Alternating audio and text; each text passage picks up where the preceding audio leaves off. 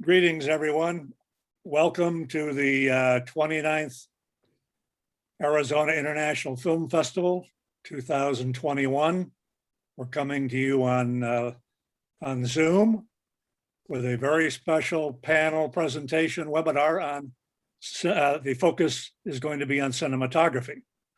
And it's going to be a focus on the making of a very interesting and enjoyable, fascinating feature film, She's in Portland. And we are delighted to have with us here this afternoon the cinematographer on the film, Devin Whetstone. Maybe Devin, you can wave your hand, and the writer-director, Marc Carlini. Marc? For having us. This is it is our pleasure to have you here. We want to get into all aspects of Devin's work as cinematographer on the film. We want to talk to Marc about the making of the film and his involvement. We want to talk about the special relationship between cinematographer and director, how that all worked. We want to talk about some challenges in the photography along the way, and this is a road picture of road pictures. We go all the way up the coast from LA to Portland, and so there are some production challenges and anomalies, and I know Marc will want to talk about that because I'm sure that, of course, related to the challenges in cinematography. Because that crew was moving fast and not a lot of time to linger and do things. So what I thought we would do, and by the way, thank you out there in the audience for joining us. I hope you will find this a very valuable and worthwhile hour of your time. If you have questions, comments to our guests, please go to your Q&A at the bottom of your screen and type them in, and we will look for them and work the questions in as we go along. First, what I'd like to do is go to Devin. He has a long career in filmmaking and cinematography, still photography. I'd like to ask him to give us a little short bio on who he is, where he is, why he is, how he got into the business, and we'll take him up to the point of She's in Portland. Devin? Thanks, John. Where to begin? Well, I grew up in Tucson, out in the mountains. I would say about 20 minutes from the closest gas station, anything. So I spent a lot of time bored. There wasn't a lot going on in the desert, so I picked up my parents' video camera and made really terrible movies with my friends to pass the time. And then when I got into high school, I realized that you could actually make a living doing this, and I took a TV production class and was very lucky to have a really great teacher, Bob Abel, who inspired me to take it a little more seriously and to think about doing it as a career. And so basically, I got into filmmaking because as a child, I was really into magic, magicians, and filmmaking was a way for me it felt like filmmaking was a way to have magical powers, because I could make things happen that you couldn't make happen in the real world.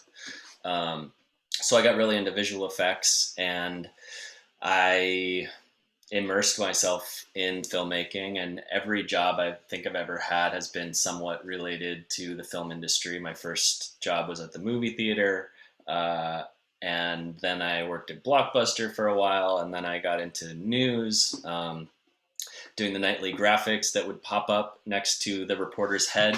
So if it was like a drug bust, I would Photoshop a marijuana leaf with handcuffs around it or something, and it would pop up next to Guy Atchley's face. And so I did that for a while. I moved to San Francisco to go to film school, and eventually started working at a news station there as well. But I was doing more filming and motion graphics and special effects work for the news station, and then got a job at this production company called Autofuss, doing a lot of cinematography and editing and post-production work. And that was probably the first time I'd ever worked on anything that was on a professional level. And I learned a lot, just learned a lot from making a lot of my own mistakes. You learn from your own mistakes. I feel like there are two ways to learn in the film industry. You either learn from somebody else, or you learn from making your own mistakes. And because we were such a small production company and I didn't really have a mentor, I was just working 80 hours a week in the studio, learning how to light products and people. And then from there, I left, and I got sick of looking at a green screen, and wanted to get some daylight on my face. I was pretty unhealthy at that point because I had been in a dark studio for 3 years straight. And so I went and I shot a movie called Given that was also in the Arizona Film Festival a few years back, and traveled for 15 months filming that. And then I've just been doing a handful of features since then. And I believe that Marc reached out to me after he saw my second feature, which was called American Folk.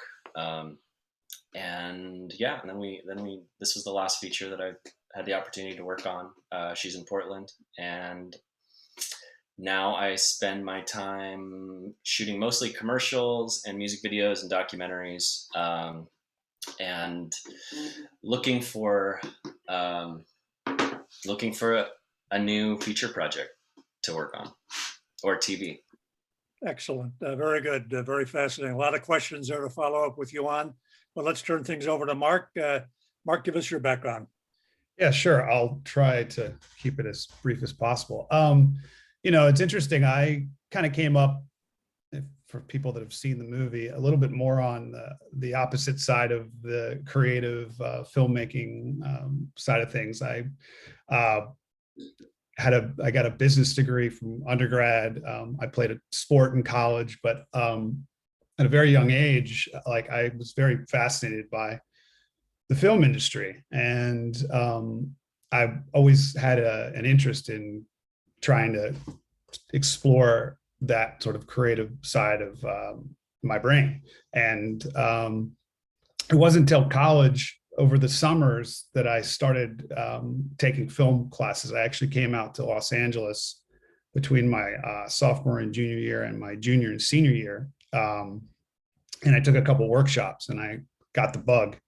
And when I graduated college, I sort of had a decision to make to, continue a path with my degree and get into the corporate world in finance, or try to pursue a passion for film.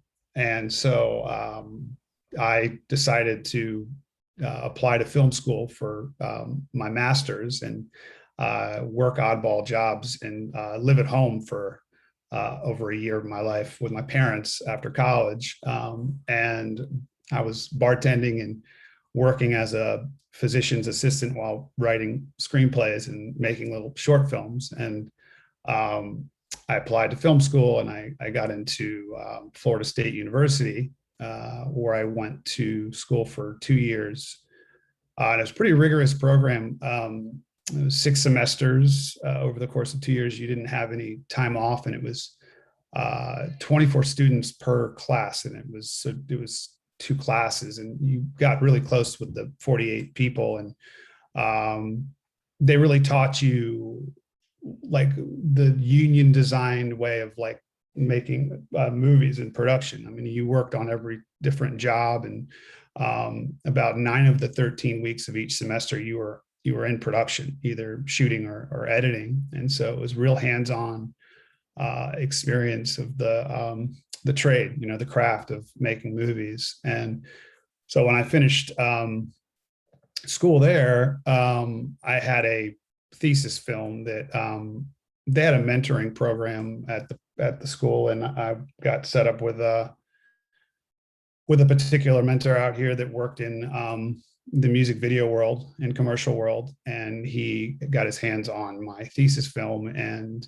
he connected me with one of the sort of godfathers of the music video industry, a guy by the name of Mirad Avis, who used to do a lot of the early 80s U2 music videos and Bruce Springsteen music videos. And he basically brought me under his wing, and I was his kind of freelance in-house music video editor, not too dissimilar to the movie. So there's some personal connections there. And so I worked really for a good decade, cutting my teeth as an editor from various projects, from music video to commercial to documentary, narrative feature, scripted TV, docu-series. But I really had a lifelong dream to make this movie. When I moved out here, my real goal was to figure out a way to bring this story to life. I had quite a fascination with the PCH and the Pacific Coast in California, and I really wanted to make like a love letter to California, and specifically Highway 1, and give an audience a sort of inside look into this part of the world that, you know, most people don't really get the opportunity to see. And so it was about 10 years into living out here that I sort of stopped everything I was doing to put everything I had into figuring out a way to make this film. And so that was a good 3 to 5 year journey, which has really kind of brought me where we are now. The movie's out there, and I'm working on another script, and hopefully I'll be able to direct another movie soon. But and I'd like to be transitioning more into directing, but I'm back at it with various editing projects, and trying to stay financially stable out here in this industry during a very interesting time. And yeah, it's kind of it in a nutshell. Well, it's very interesting that you mentioned that. It is a very interesting time. I don't know that you would know this, but on IMDb, Mark, under She's in Portland, you're listed as an editor. Yeah. Not the director. Oh, right. Which is interesting. Let's turn to She's in Portland, and it's interesting too that you mentioned the character of Luke, who's a editor of music videos, and then there's Wes on the other side, who's got kind of your business. I was going to ask, is this at all autobiographical, this movie? Tell us about She's in Portland and how it got to be done on paper.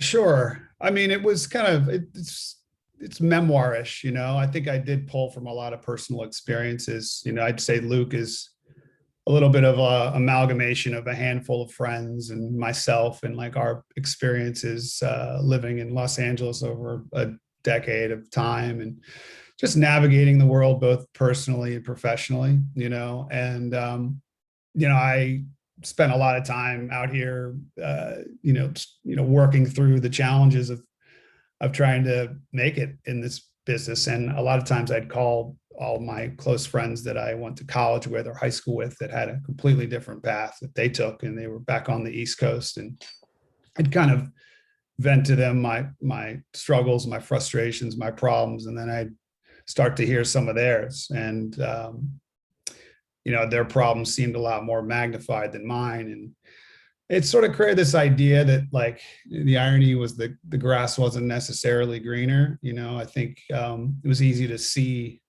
the other side of things, and maybe a life that could have been, but it didn't necessarily mean that it was that much rosier, you know. And so that's kind of where I started to dig into some themes with She's in Portland, you know.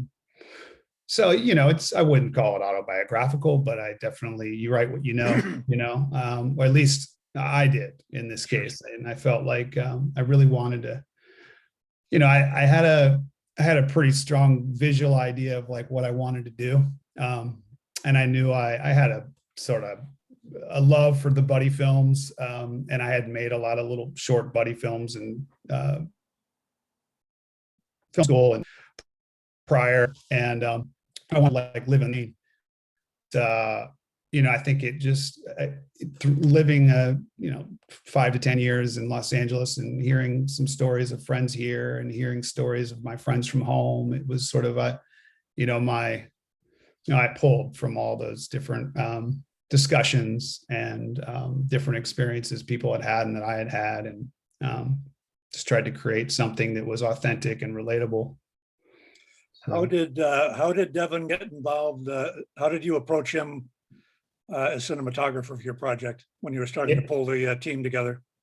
Yeah, so American Folk, I knew the producers of American Folk, and I took a meeting with one of the producers, and she really wanted me to meet Devin and consider Devin for the project. And I watched American Folk. She sent me a link, and I was immediately just taken by such there's such a personal, emotional quality to like Devin's work. And I had to figure out a way to work with him. And I actually drove up from Los Angeles to San Francisco to meet him.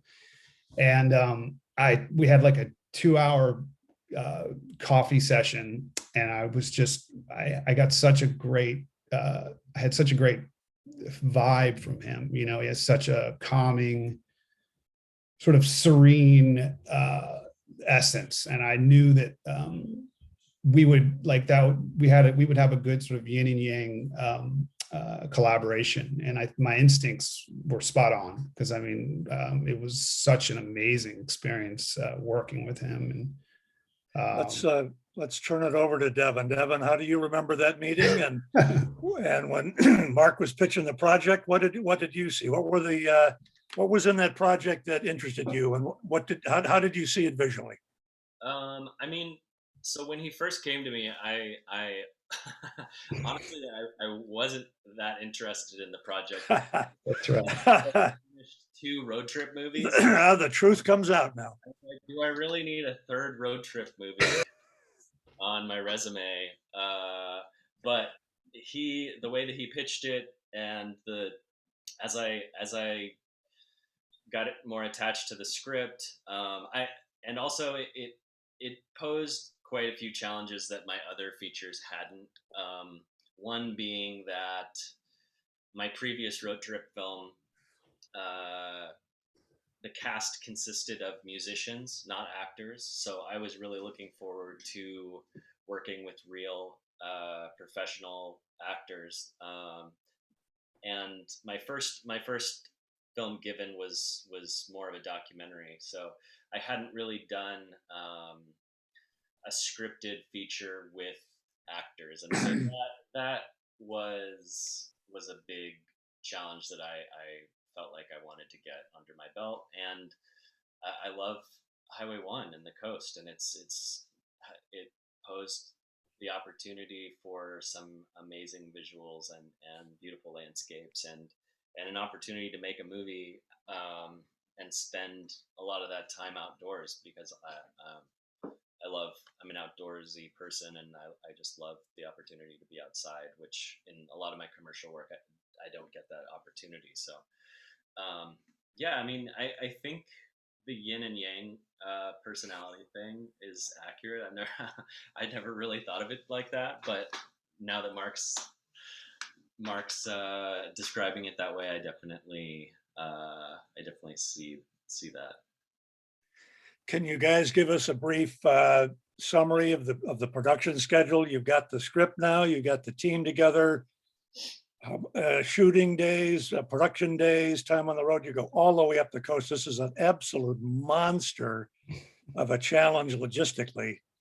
All of the locations you go through, the cities, it must have been a nightmare to sort this out and get it all planned. How did all of this work out? And Well, I went and I slept on Mark's couch, I think, for about a month while we were planning this film in pre-production, and just working through the script and shot lists and storyboards. I think we also did the actual drive from Los Angeles, maybe not all the way to Portland, but most of the way. I think we did it at least 4 times to make the film. We did it was just in a scouting development phase.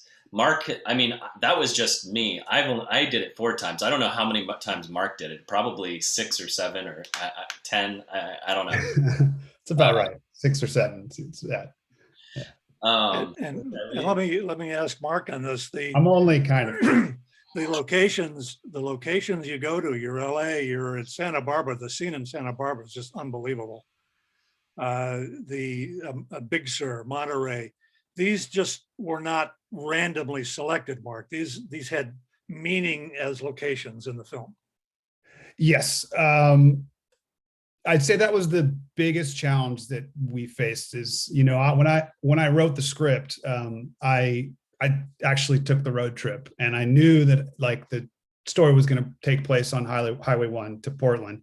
But I didn't really have the setting specifically. And I went on this road trip, and I felt like on this road trip, I discovered my story, my scenes through the different various settings that I stumbled upon while just kind of having a sort of listless journey up the coast. And I knew when I finished writing it that it had to be these locations, that I wasn't going to compromise on. These scenes were going to take place in these places, how I experienced it through my eyes when I personally wrote it. And, I needed a certain crew to be able to have the sort of resilience and ambitious passion to take something like this on, to do it. I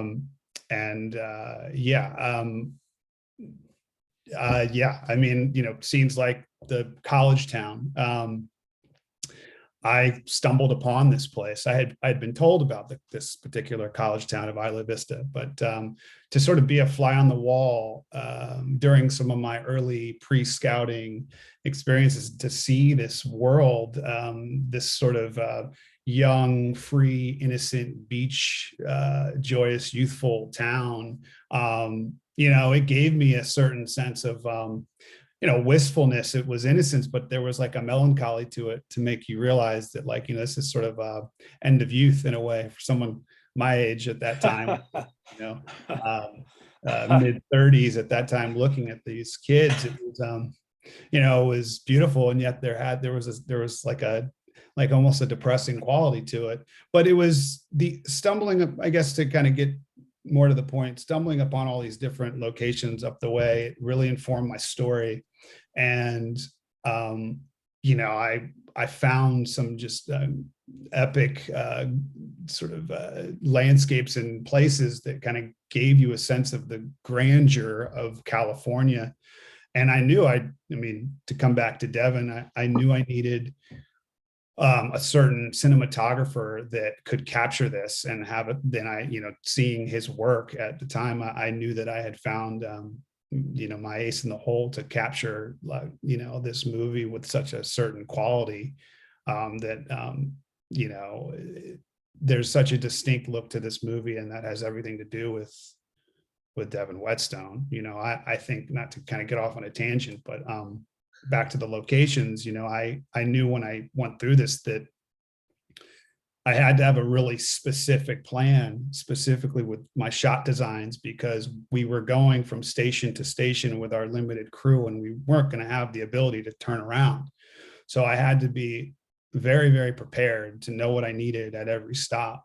But to have someone like Devin come to a scene, a setup, a list of shots that I sort of had, pre-designed from all these drives up the coast, and to land there and to have someone with his sort of instincts to come up with something that much more interesting, and again, like, create a certain emotional quality and a personal connection to the subjects in a way that, like I didn't see in my pre-design. And that's just goes to show like how like amazing like he is with his eye, and how he can find things in the moment that I couldn't have ever imagined over the course of the years of creating these scenes. And so again, I think he just brought a certain quality to this movie that kind of just gave it it elevated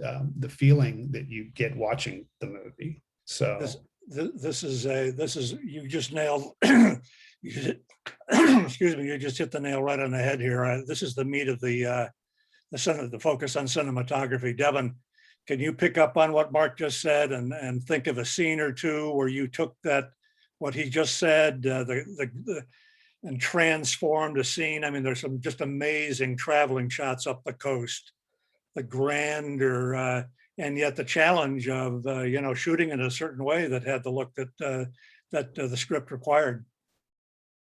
Yeah, I mean, I'm thinking of a scene that to me was, I don't mean to interrupt, but had just an amazing quality and feel to it. That I don't think it was just randomly selected. It was after the Monterey thing, where after San Francisco, where Luke and Wes has that situation in San Francisco when there's that scene in the cemetery up on the bluff, and they're overlooking the ocean, and in that cemetery, and the grass is blowing through the headstones, and it's dusk, and the sun and the wind. That had a tone and a feel to it that just was unbelievable. yeah, I mean that scene specifically,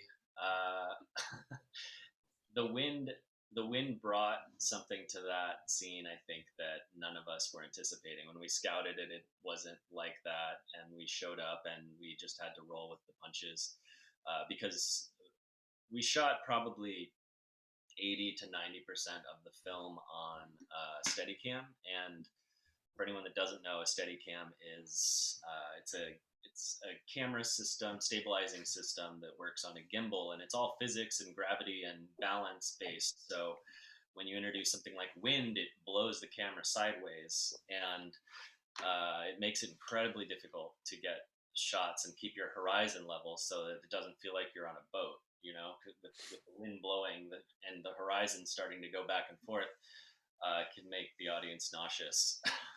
So that was a pretty big challenge, just trying to get those shots stable. But I think that the wind brought an energy and life to that scene that we wouldn't have had. So I can't fully take all the credit for that emotion and feeling in that. I think the wind was a lucky accident. Devin, do you want to, maybe this is a time to maybe take a look at some of your stills and have you run through us and see, and just tell us what you see as a cinematographer, what you were trying to set up and Sure. control, how you're controlling your lighting. And yeah, here I'll start. Let me see.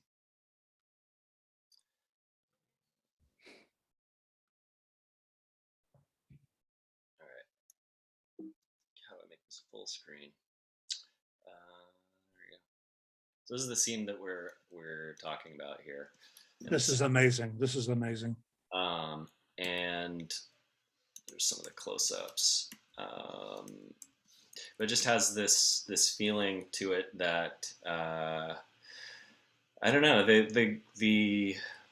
I've always loved wind, because to me wind gives you this sense of feeling small and insignificant. There's like it reminds me that there's this sort of invisible energy or power around us that is nature that we have no control over. And so I feel like at this point Wes is kind of in the situation where he feels a little out of control of the situation, and I think that the wind really creates it creates this box around him, and helps add to the energy of the scene. And also just gives life to the frame as well. Because normally you'd have you'd have an actor standing here, and this shot, this still frame doesn't do it justice, because what really gave this scene life was all of the the grass and the wind blowing and creating movement throughout the frame when this would normally just be a very static, possibly boring shot. Um, let me see. I think I have. So I have. I don't know. Let me see. What do we got here? So this was sort of. This was sort of some of the stuff um, that Marc was talking about. Some of this Isla Vista college town and youthfulness, and this stuff was so fun to film because we basically just showed up in at people's at like frat houses basically, and threw the actors in with the real people, with real college students, and they just did their lines and ad-libbed and played off of the crazy kids that were around them. I mean, this party scene. This was a real this was a real party. Basically, we went to this house during the day. We said, "Hey, we're filming this movie. Can we set up a light or two? I mean, are you guys gonna have a party later?" They're like, "Yeah, we're gonna have a party." So we're like, well, "Cool. Can we just set up a light or two, and then we'll just have some actors come through and we'll film a scene for this movie?" And they were like, "Yeah, whatever."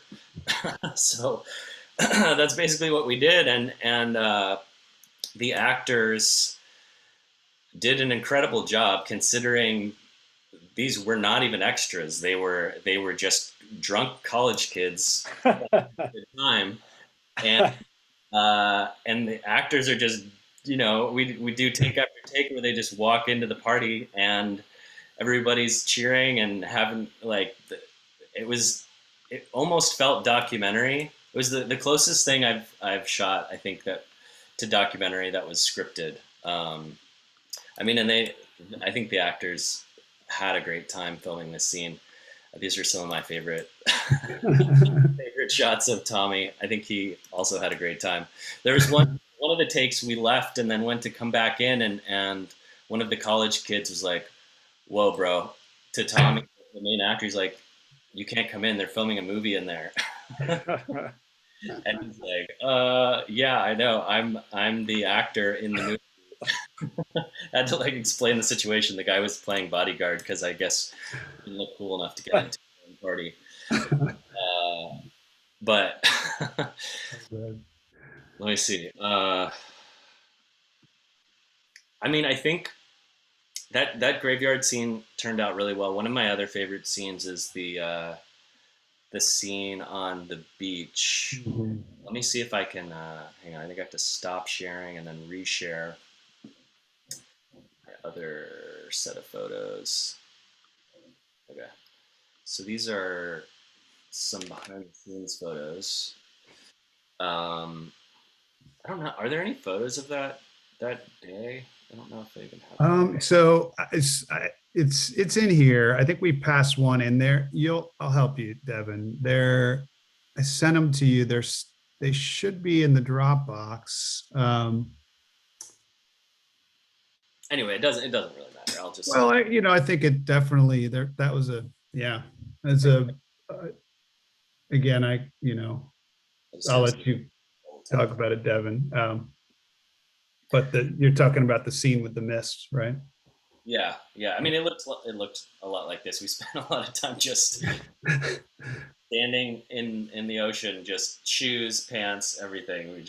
We had such little time to get all the shots we needed to tell the story. This particular shot, I think, encapsulates the shoot because we were always, like Marc said, we couldn't go back and pick up shots or revisit a scene because we only had the actors for this shoot window, which I think was what, 28 days or something. Yeah, we had 4 days of pickups. So it was originally a 24-day shoot. And 17 of those days were actually up the California coast. Um, so we had to get everything in that limited window, which was a good portion of the script. A good 70 roughly 70 pages of the script, 70-ish minutes in the movie, or maybe more. So it was high stakes to try to get all this stuff because we weren't going to be able to go back and get it. So we had the actors. We drove up the coast with them once, and yeah, I mean that amount of days on an indie feature, it's a pretty small amount of days to There you go, Devin. make a Like film. here's one of them from that scene that or we passed it, but This photo. yeah. And then I think there's a couple more from the Crescent City beach. It's called Crescent Beach, right on the border of Oregon. Yeah. What was I saying? But basically, the biggest challenge I think was that we not only had to make a movie in a small amount of time, but we also had to do this road trip at the same time. So trying to make a film while you're driving up the coast and doing a road trip, and normally when you're on a feature, you have different tools for each job, or for each scene or for each day, and you're able to go to the rental house and return things, and because we were constantly on the road, we had very limited amount of tools at our disposal because every light, every lens that we had to rent for the entire duration of our road trip. So it forced us to be more nimble and have a smaller tool bag to work from.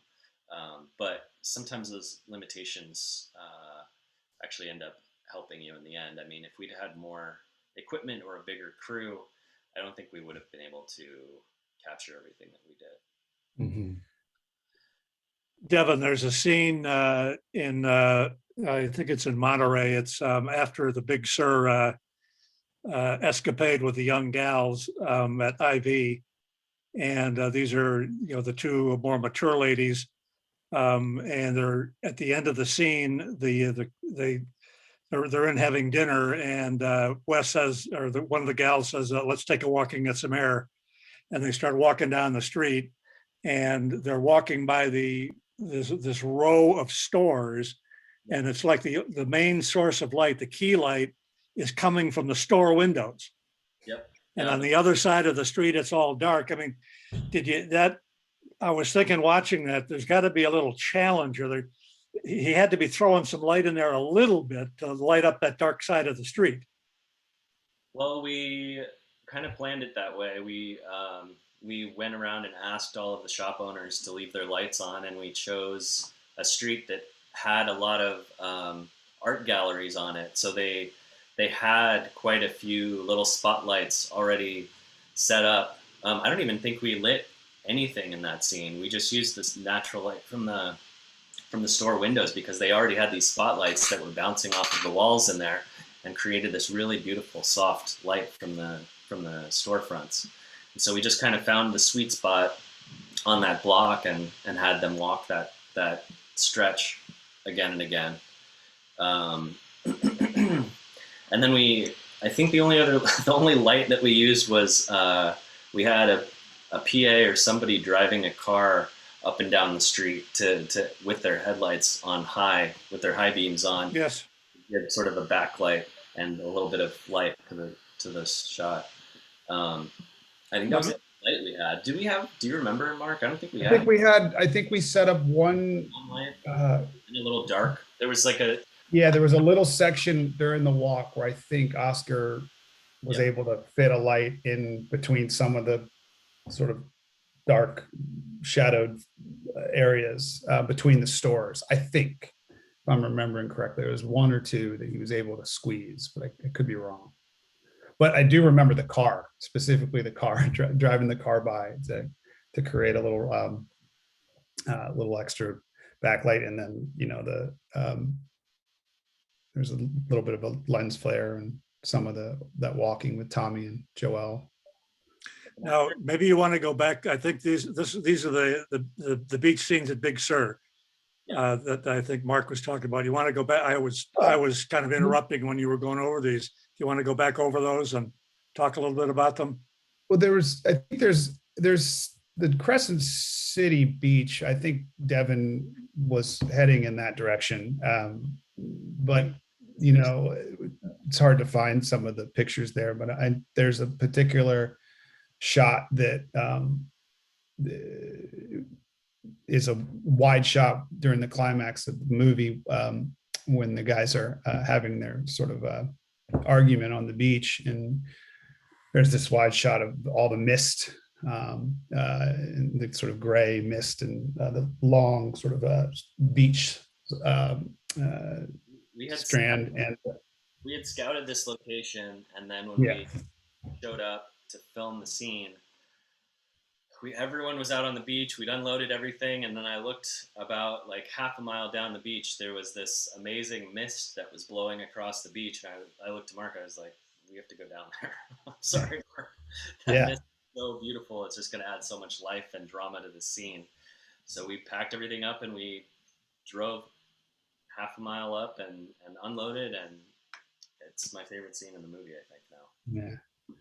But again, that just speaks to Devin's instincts in the moment, and finding something that was that much more, that just that much richer, and you know, just yeah, enriched the quality of that moment, you know, exponentially, and so much more than I could have seen it. And yeah, and I still remember. I don't think I'll ever forget just sprinting about a mile to get to that area with Devin when we had our whole crew and our whole base camp and all the trucks behind us, and probably screaming to have them move and meet us up there, for all I can remember. I don't know. Maybe we had walkies on us, but yeah, it was a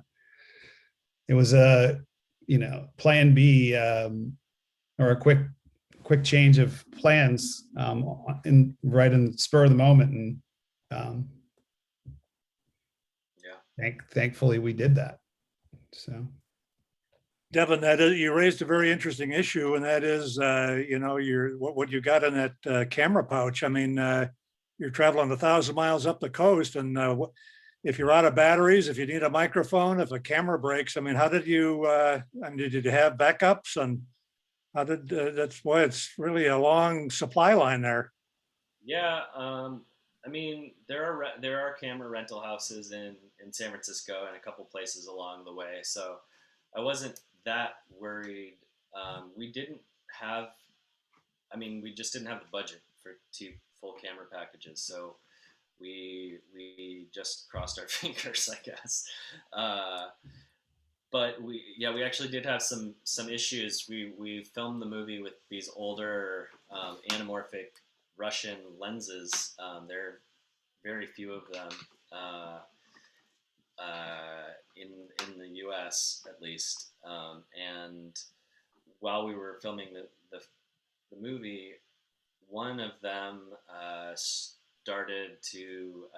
They're old and basically antiques and very fragile, and one of the lenses started to come apart slightly, and it was making it was giving us focus issues. So there are a couple scenes in the movie where a few of the shots are not quite in focus. It was because we were dealing with that issue where we had a lens that was needed to be repaired, and we just didn't have any other options. We were in places where we couldn't just send it in to get fixed. So yeah, we had to just roll with the punches and do the best we could with what we had. And a question has come in: what kind of cameras did you use, and why?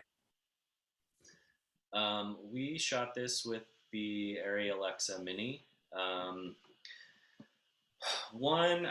I just love Arri cameras. I've been using them. Arri has been making film cameras for decades, if not a full century. They've just been around forever, and I love their cameras, their digital cameras, because they are very similar to film cameras. They're just very simple. They have, you know, a lot of new cameras by Sony and Red and other manufacturers just have so many menus and so many settings, and Arri specifically, they just give you the tools that you need to do your job, and nothing else. And it's just simple, and and feels like you're shooting with film. And then on top of that, their cameras have rendered the best images. I think there are a lot of cameras these days that say they shoot in 8K or 6K, and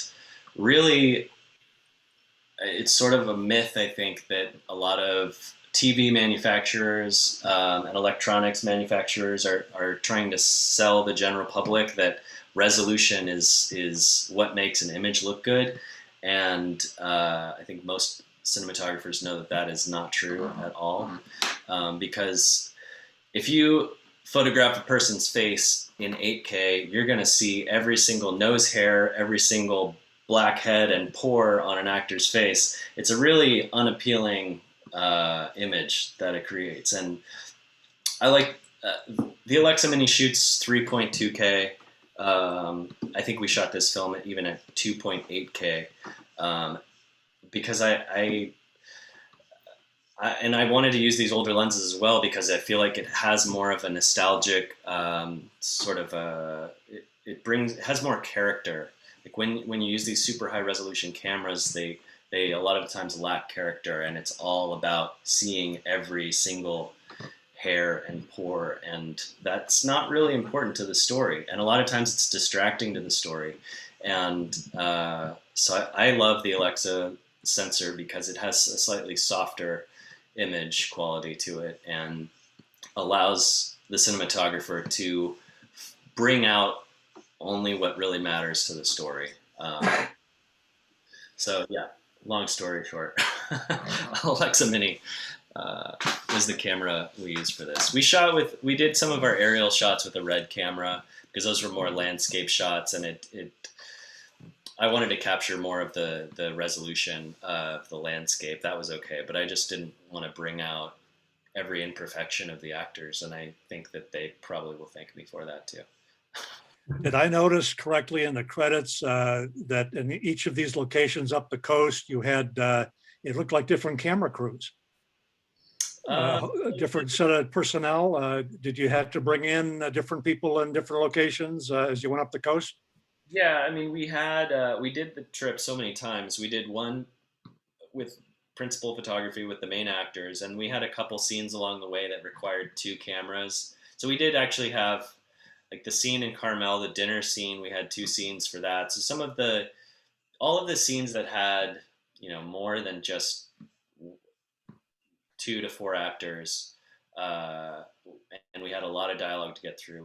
We brought in an extra camera operator and another camera for those scenes. But for the most part, it was the same crew. And then when we went back and we did the aerials, that was just Mark and I and my brother Kyle. I think, who else was?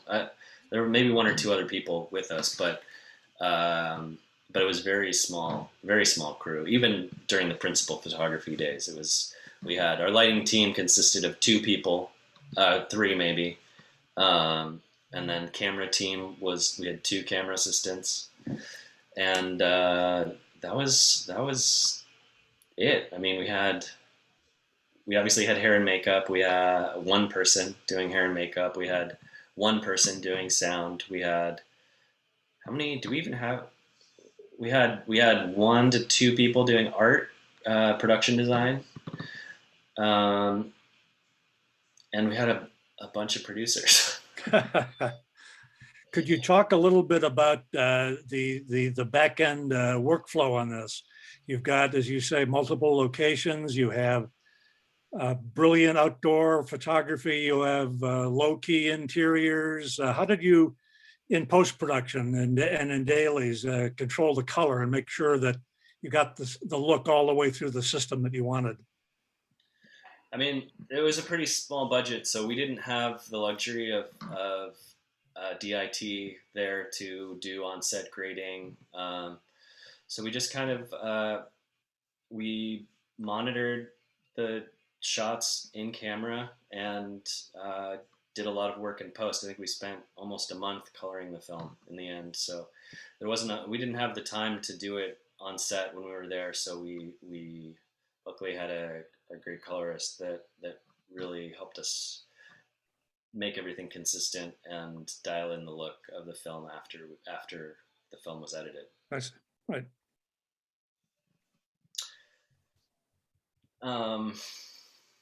There's another question related to some of this. Were there unexpected challenges along the way that forced you to change your plans?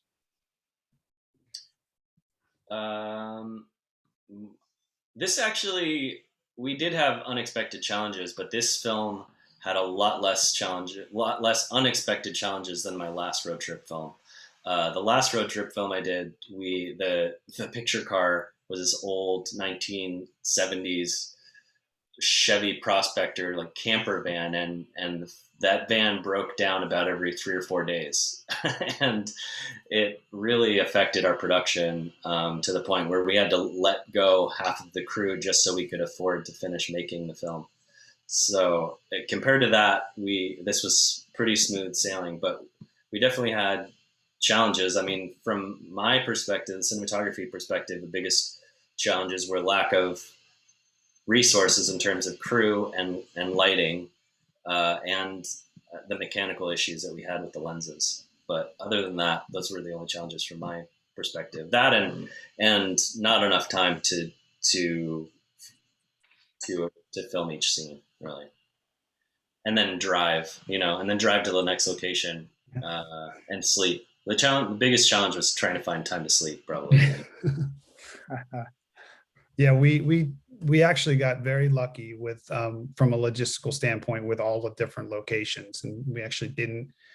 It's a miracle that we didn't run into any big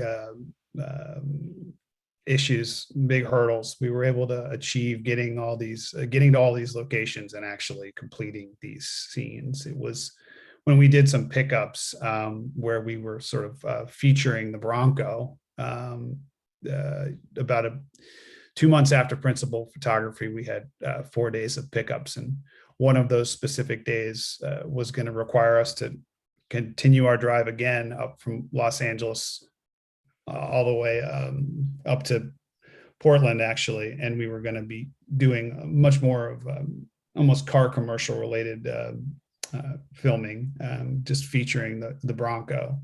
And about 10 miles into driving up the Malibu coast, the car did break down. So we had to switch gears a little bit there and figure out some new rescheduling. But all in all, we got it in the can. Again, with the variety of locations and the challenges, was permitting a big issue along the way? Yeah. And another question came in related to that. Did a lot of like the college kids in Santa Barbara and some of the other townsfolk along the way, did that require signed release forms from those people? Yeah, we had to permit all of our locations, and we did have to. We were very, very diligent about getting signed agreements, or license agreements from all the name and likeness for all the extras that appeared in the film.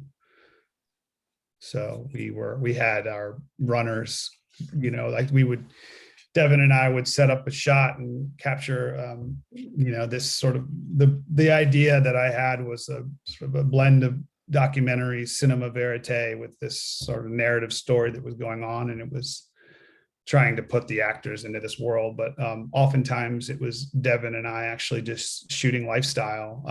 A lot of the footage is actually shot before we were in principal photography, with us just going up there with a limited crew and capturing a lot of the town. And anytime we got a shot of someone, we had someone hawking that person down to have them sign a license. So and as we're actually running a bit short on time here, getting down to the crunch, could you guys talk a little bit about the relationship, your actual relationship, director to director of photography, how that worked? It sounds like on this picture it was extremely collaborative. How did you approach each day? Did Mark, you asked Devin for his ideas on the look. Did you tell him how you wanted it set up? How did it work between you guys? And what's really important in terms of the way you communicate?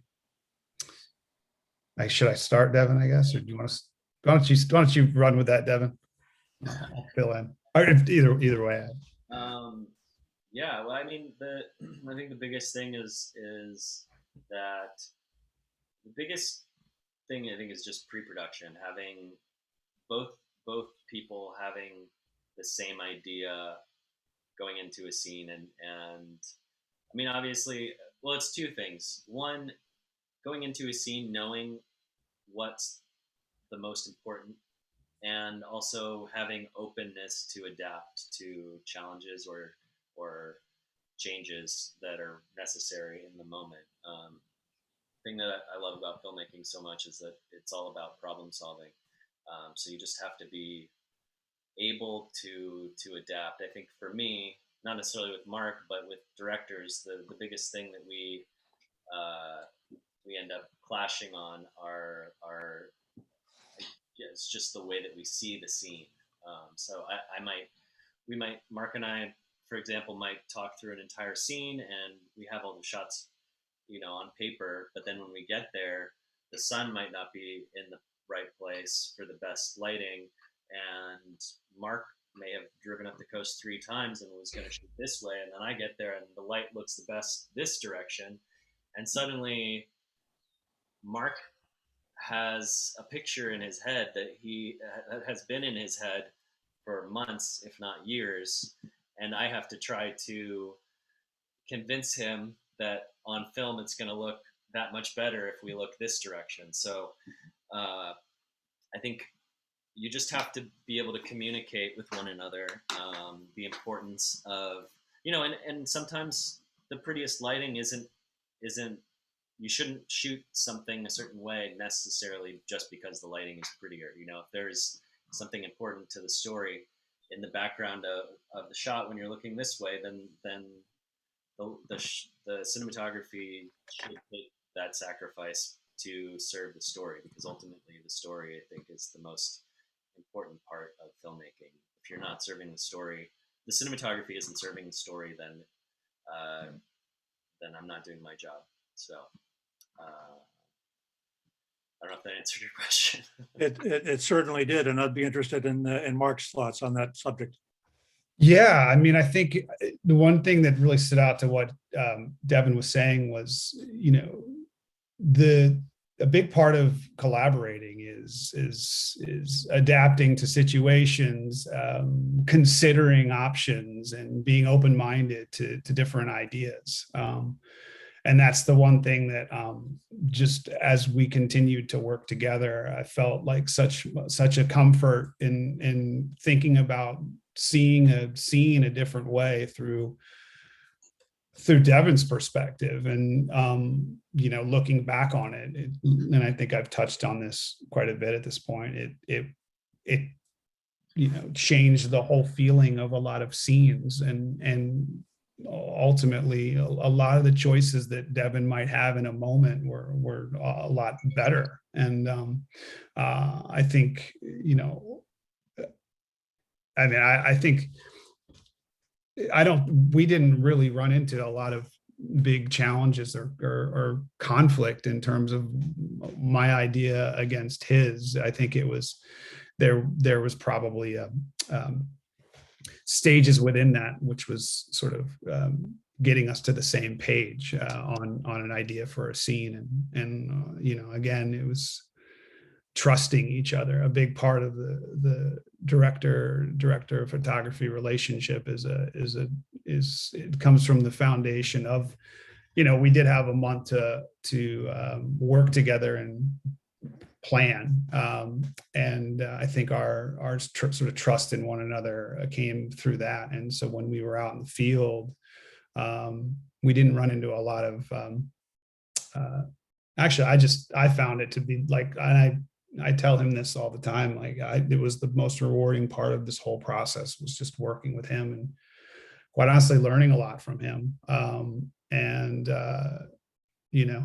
was, I would love to be able to work with him again if ever given that opportunity. So it was a joy to work with him. And yeah, sure, there were challenges, and we might not have seen a scene a certain the same way, but ultimately we landed at the right place. And I think that just took, working with each other, and as days would go by, like, trusting each other and being open-minded, just being open-minded to ideas. I mean, I can pick over a handful of shots in this movie that, he discovered, and it just illuminated the scene or made it that much more cinematic and interesting. And so it's good to have talented people to work with that can elevate the story.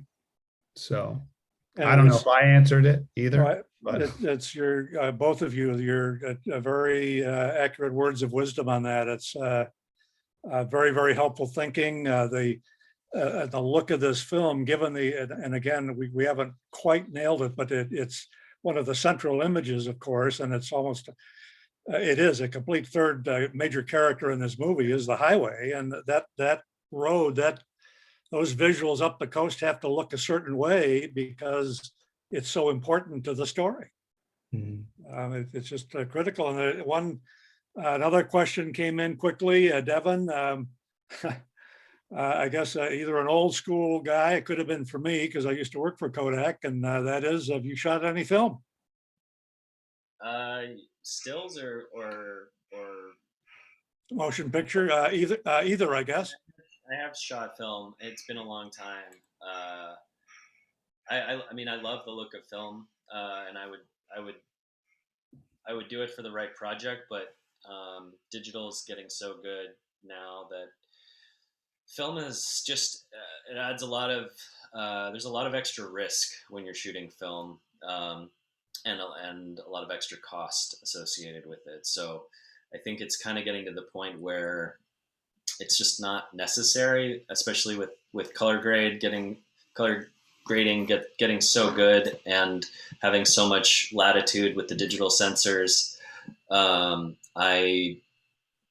It would have to be the right project to shoot film again, but I would do it. I don't know if I'd want to do it on a commercial project that was really high stakes. I mean, I would maybe shoot a feature on film, but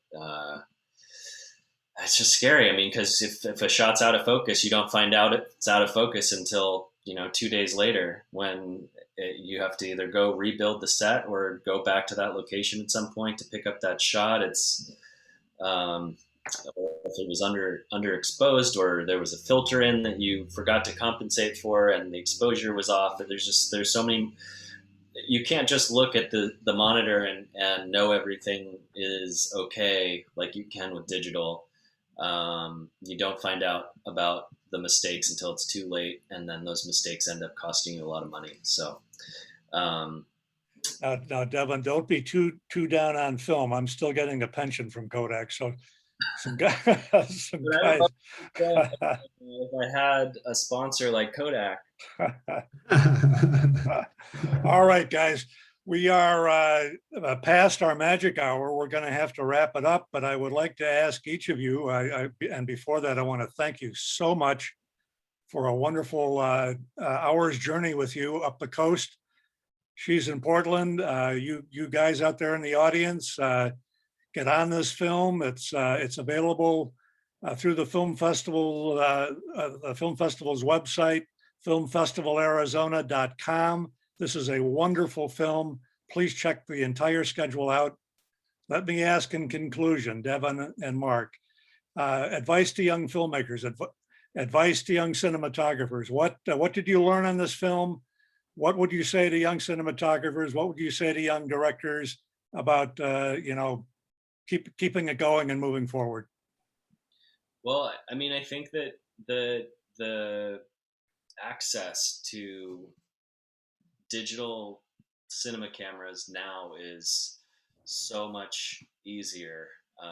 Cameras that can create an amazing picture are within the reach of most budgets, and so I think that is a huge benefit to most new filmmakers.